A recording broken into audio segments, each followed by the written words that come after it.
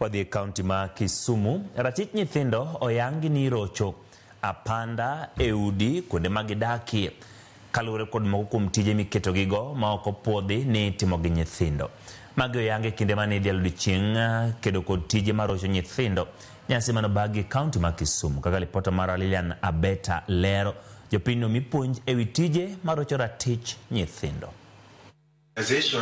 Thoth jopiny oyangi ni onge kod ler ewi chike marito ratich nyithindo, ahinya kokalo e tije mimiyogi e udi. Magi oyangi e nyasi mar dhialo odiechieng' kedo gi ratich nyithindo.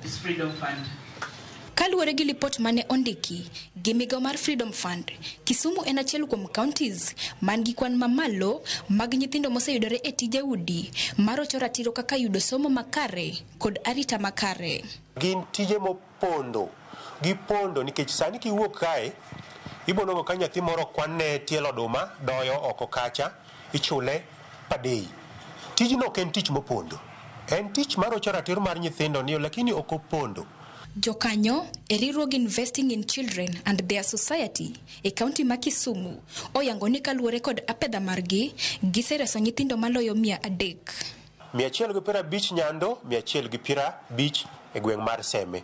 Gi sama wawuoye ni 300 namba no wasekale wane 300 gi wiye.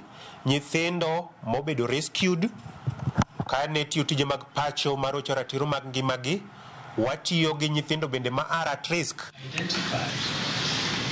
Gavana ma kaunti ma Kisumu, Anyang' Nyong'o, ma bende noyuoro e nyasino, nojiwo jopiny mondo okony e rito ratiro mag nyithindo. Kosingo ni sirikal ma Kisumu dhi riwre kod migepe mamoko e neno ni nyithindo oyudo rit makare kod somo.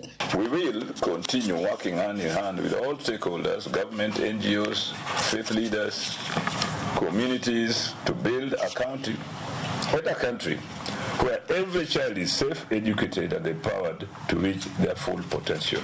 Jopiny, ahinya jonyuol kod jorit, ijiwo ni obed motang' e neno ni girito ratich nyithindo, kendo dwachgi mochuno e bwo chik ochop kare, mar neno ni nyithindo odak makare e ngimagi.